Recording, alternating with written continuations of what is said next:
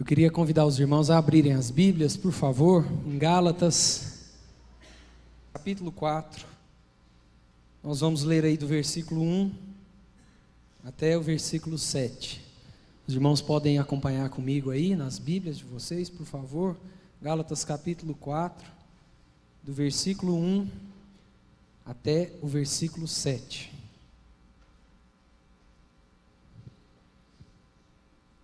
Diz assim: Digo, pois, que durante o tempo em que o herdeiro é menor, em nada difere de escravo, posto que é ele senhor de tudo, mas está sob tutores e curadores até ao tempo predeterminado pelo Pai. Assim também nós, quando éramos menores, estávamos servilmente sujeitos aos rudimentos do mundo.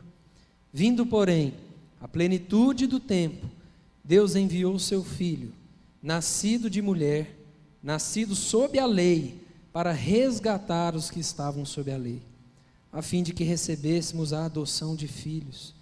E porque vós sois filhos, enviou Deus ao nosso coração o Espírito de seu Filho que clama: Abba, Pai. De sorte que já não és escravo, porém filho, e sendo filho, também herdeiro por Deus. Amém. Até aí só. Esse ano, no fim do ano, eu e a Thaís vamos completar 7 anos de casados. E nesses 7 anos nós já moramos em 4 lugares diferentes, já nos mudamos 3 vezes, e eu acredito que todos aqui já se mudaram de casa pelo menos uma vez na vida, e sabem o trabalho que dá uma mudança. Toda mudança, você some coisas, acha outras e descobre que você tinha algumas coisas que você nem sabia que tinha. Toda mudança dá muito trabalho, toda mudança exige paciência, toda mudança exige esforço, e toda mudança pressupõe um motivo. Não só mudança de casa, mas qualquer tipo de mudança. Às vezes você quer ou precisa mudar os seus hábitos alimentares, foi no médico, o médico falou: corta o açúcar, corta esse refrigerante aí que não está dando certo, você precisa mudar os seus hábitos alimentares. Às vezes a gente quer mudar a nossa aparência, mas em qualquer área da nossa vida, toda mudança pressupõe um motivo. Toda mudança é causada por um motivo.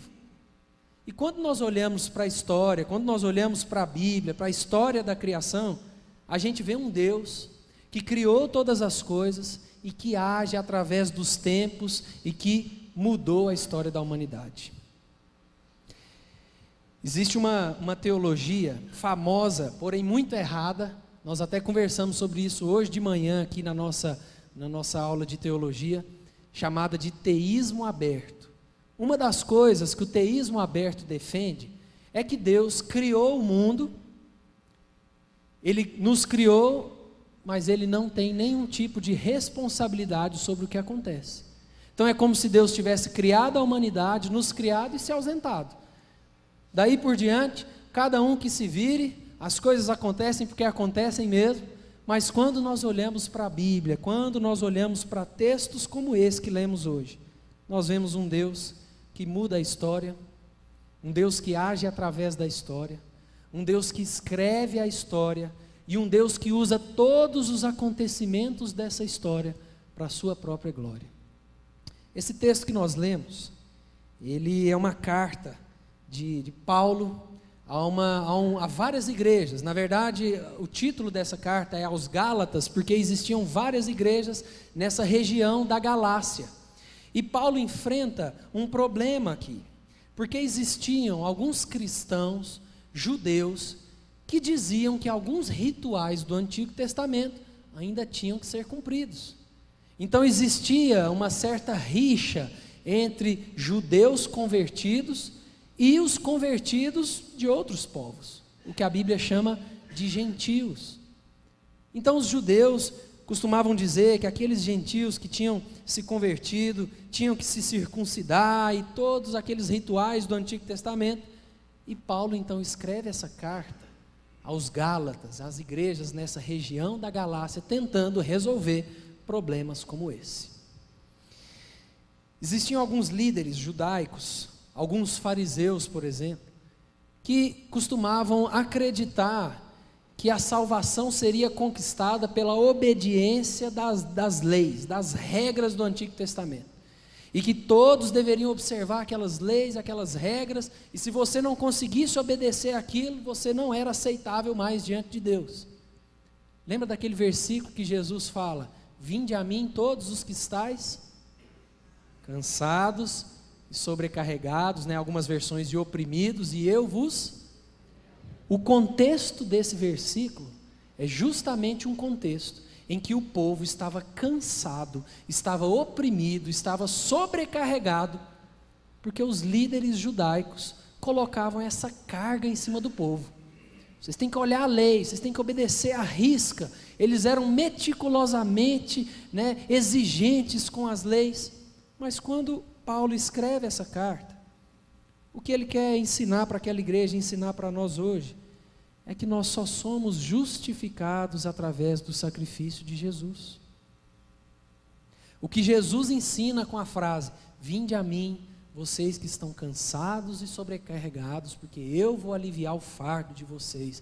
Vinde a mim, vocês que têm tentado se tornar aceitáveis a mim, mediante o comportamento de vocês, mediante a observação dessas regras e leis, venham até mim, porque só eu posso torná-los justos. E o que eu queria que nós pensássemos rapidamente essa noite é que Jesus Cristo muda a história da humanidade por amor. Toda mudança pressupõe um motivo, e Jesus Cristo muda a história da humanidade por amor. Se a gente pudesse recapitular, para entender melhor aonde chegamos aqui, nós lembramos da história de que Deus criou Adão e Eva, e Deus cria esses homens perfeitos.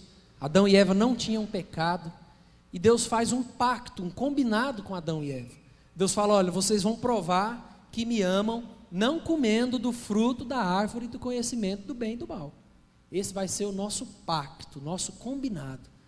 Nós sabemos que o homem quebra esse combinado, quebra esse pacto, e agora o homem tem uma dívida que ele não pode pagar. E como diz Romanos, o salário, ou a consequência do pecado é a morte. Para que o ser humano não morra eternamente, Jesus Cristo muda a nossa história por amor. E nesse texto que nós lemos, primeiro Paulo começa falando de como éramos antes de Jesus, ou sem Jesus. Acompanha comigo, por favor, do versículo 1 até o versículo 3, por favor. Olha o que diz. Paulo diz assim: digo, pois, que durante o tempo em que o herdeiro é menor, em nada difere de escravo, posto que é ele senhor de tudo, mas está sob tutores e curadores, até ao tempo predeterminado pelo Pai. Assim também nós, quando éramos menores, estávamos servilmente sujeitos aos rudimentos do mundo. No tempo romano, na época que Paulo escreve essa carta, as crianças, filhas das famílias mais ricas, essas crianças eram entregues a servos, ao que o texto chama de curadores, ou tutores. Eram escravos daquela família que tinham a responsabilidade de educar aquela criança. Então era o servo que ia literalmente pegar na mão daquela criança e ensinar ela sobre as coisas que podem, coisas que não podem, sobre como se vive, quais são os valores da vida. Aqueles tutores eram os responsáveis pela educação dessas crianças. E o que Paulo começa dizendo aqui é que, por mais que aquela criança fosse herdeira de uma grande riqueza, tivesse uma grande herança, ela não tinha nenhuma diferença daquele escravo até que ela atingisse a sua maioridade. Aquela criança não poderia desfrutar de nada da sua herança enquanto ela não atingisse a idade para isso. Então não tinha diferença nenhuma entre aquele escravo, entre aquele tutor e aquela criança, que era herdeira de uma riqueza imensa, mas não desfrutaria de nada disso enquanto não atingisse a sua maioridade. E o que Paulo quer dizer aqui é que, da mesma forma, a lei de Deus, o código moral de Deus, foi o nosso tutor, foi o curador, foi o servo do povo de Deus, pegando na mão do povo de Deus e entregando até Jesus. A lei de Deus, aqueles códigos morais, aquelas tantas regras de pode, não pode, façam isso, não façam aquilo, foram os tutores do povo de Deus, pegando na mão do povo de Deus e falando: vocês não conseguem agradar a Deus pelas suas próprias forças, eu vou levar vocês até Jesus Cristo. Depois que o pecado entra no mundo, Deus precisa então criar um código de regras, um código de padrão moral para guiar essa humanidade. Tem um teólogo, que eu não me lembro o nome agora, que ele usa o exemplo de um cavalo indomável. Depois que o pecado entra no mundo, a humanidade é como um cavalo indomável. É preciso domar esse cavalo, é preciso colocar regras, é preciso construir muros. Só que essas regras, esses muros e essas leis serviram para o povo olhar e falar assim: nós não conseguimos ser aceitáveis a Deus, nós precisamos de alguém que cumpra essas leis com perfeição. Então, assim como aquela criança, herdeira de uma grande riqueza, dependia daquele servo, daquele curador, daquele tutor, para pegar na mão dela e ensinar sobre as coisas da vida, até aquela criança atingir a maioridade, a lei de Deus, as regras de Deus, foram quem pegaram na mão do povo de Deus e os levaram até Jesus Cristo. O contexto que Paulo enfrenta aqui é um contexto de judeus que eram muito legalistas. Esses judeus queriam se salvar, eles queriam cumprir a lei à risca, e sua atenção ficava ali para as regras, e o que Paulo quer dizer é: tirem os olhos de vocês das leis e das regras, e olhem para Jesus Cristo. Vocês nunca vão conseguir ser perfeitos aos olhos de Deus, vocês precisam olhar para Jesus Cristo. Assim como um servo cuida daquela criança herdeira, que ainda não podia ter os benefícios da idade adulta, a lei de Deus guiou vocês até aqui, guiou vocês até a vinda de Jesus Cristo, guiou vocês até a plenitude dos tempos. E é isso que Paulo segue dizendo, nos versículos 4 e 5, ele vai falar sobre a vinda de Cristo, aquele momento tão esperado e profetizado e anunciado no Antigo Testamento, chega enfim. Acompanhe comigo, por favor, versículos 4 e 5. Olha o que Paulo diz aí nesses dois versículos. Vindo, porém, a plenitude do tempo, Deus enviou seu Filho, nascido de mulher, nascido como? Sob a lei, para o quê? Resgatar os que estavam sob a lei, a fim de que recebêssemos a adoção de filhos. A vinda de Jesus é o acontecimento base agora para a liberdade do homem. Antes, escravo do pecado, e em Cristo agora, livre e filho de Deus. É isso que Paulo quer dizer para aquela igreja.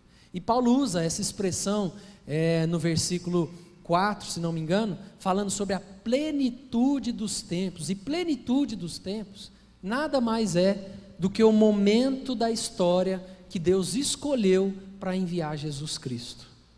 O momento de toda a história que Deus escolheu para que Jesus Cristo nascesse da Virgem Maria, sem pecado, 100% Deus, 100% homem, cumprindo a lei, para resgatar aqueles que estavam sob a condenação da lei.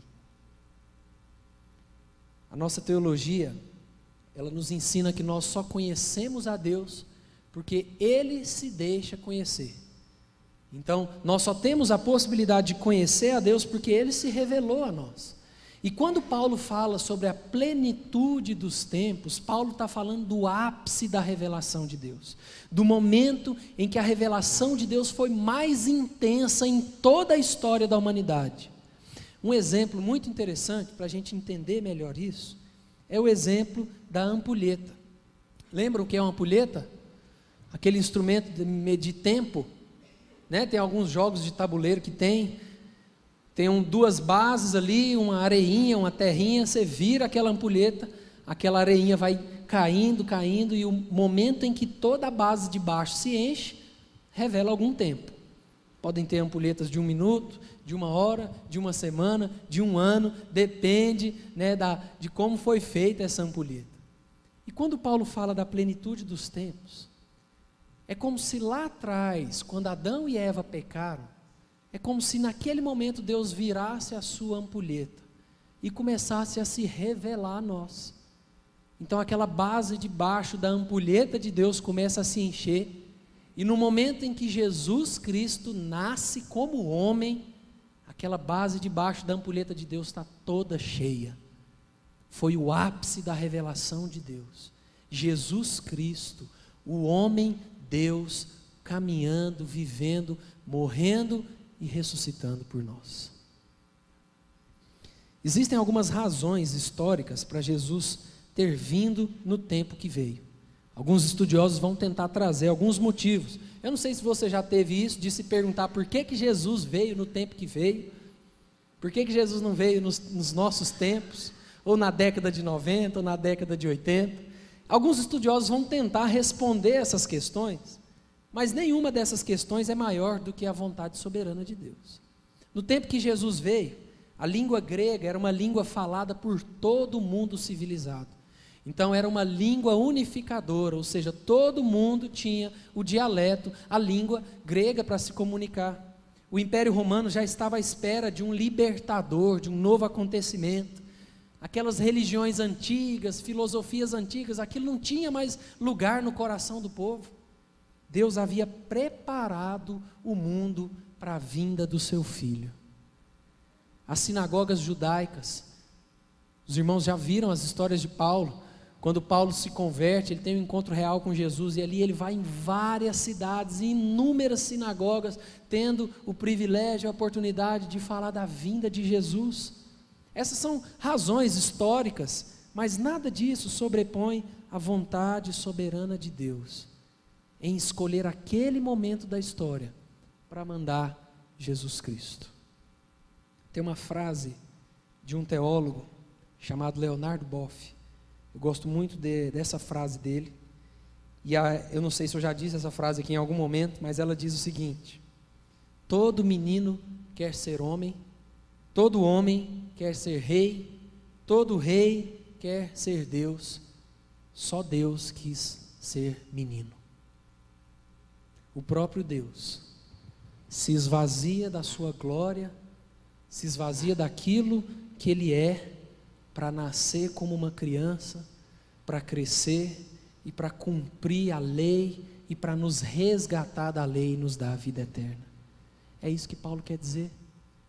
Fala, olha, vocês precisam tirar os olhos da lei, das regras, dessas tradições e olhar para Jesus Cristo, porque Jesus Cristo veio para dar a salvação a vocês.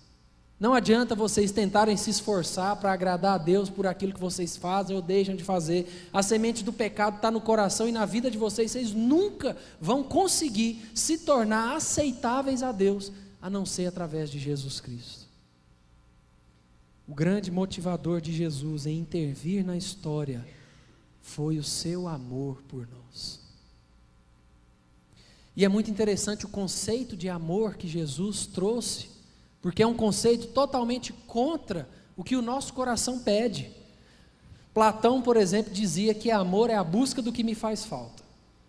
Então ele costumava dizer que eu só amo aquilo que vai me preencher de alguma forma.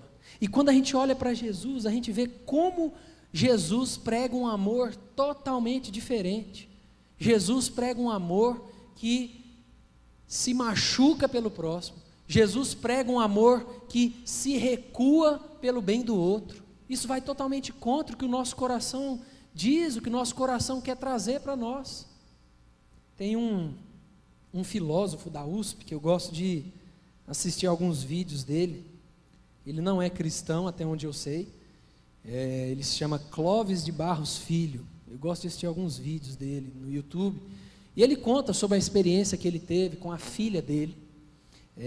A filha dele teve uma doença muito rara, na época que era pré-adolescente mais ou menos, e essa filha dele tinha uma doença que, se ela conseguisse sobreviver num certo espaço de tempo, aquela bactéria, aquela doença ia sumir. Mas nesse espaço de tempo que ela estava em tratamento, aquilo podia matar ela. Então ele conta que ia para o hospital e ele olhava para a filha dele lá no hospital, cheia de agulha, cheia de tubos, cheia de coisa injetada nela, e ele falava assim: gente, como eu queria que tirasse tudo dela e colocasse em mim. Como eu queria que essa doença, essa bactéria, esses remédios, esses tratamentos, como eu queria tirar tudo dela e colocar tudo em mim. Por mais que seja um exemplo fraco em relação ao amor de Jesus, é mais ou menos isso que Jesus Cristo quis imprimir em nós.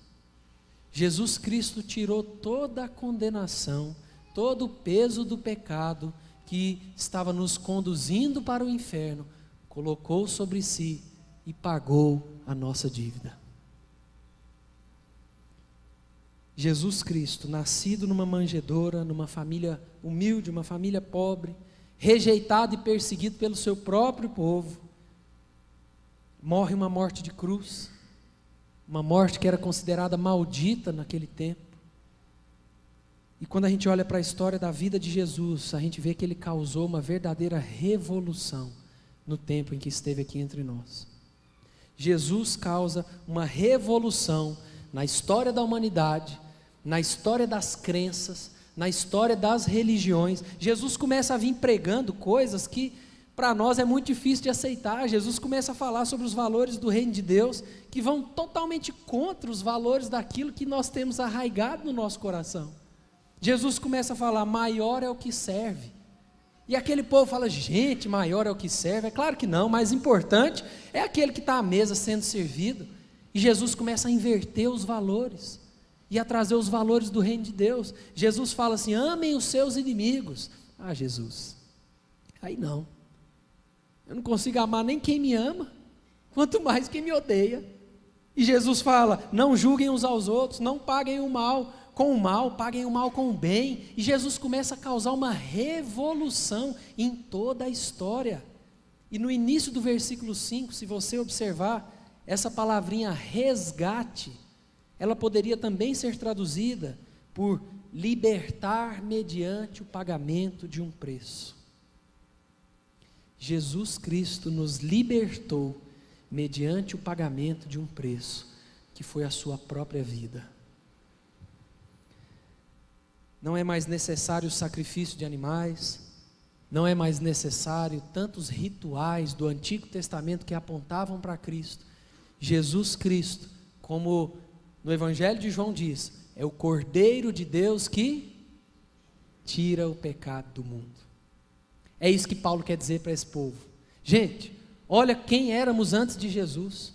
Nós estávamos sujeitos à lei, nós estávamos como crianças sendo guiadas por um tutor, por um servo, mas esse tutor tinha a missão de nos guiar até Jesus. E agora Jesus veio para nos resgatar, para nos livrar do peso do pecado.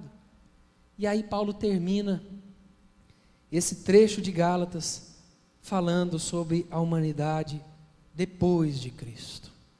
Depois então que Jesus vem, morre e ressuscita pelos nossos pecados. Acompanha comigo, por favor, os últimos 2 versículos. Versículos 6 e 7. Paulo diz o seguinte: e porque vós sois filhos, enviou Deus ao nosso coração o Espírito de seu Filho que clama: Abba, Pai. De sorte que já não és escravo, porém filho, e sendo filho também herdeiro por Deus. A humanidade que antes era escrava do pecado, agora foi adotada na família de Deus.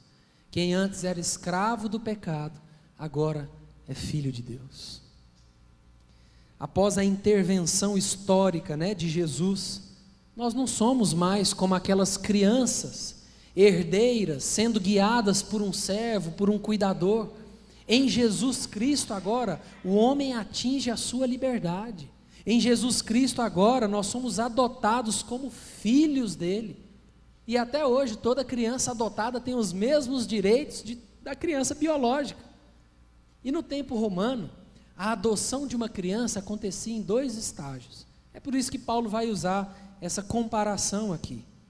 Primeiro estágio, para se adotar uma criança naquela época, era uma cerimônia particular em casa, onde aquela criança era comprada, né, era aceita na família, existia ali uma cerimônia, um momento particular entre a criança e aquela casa.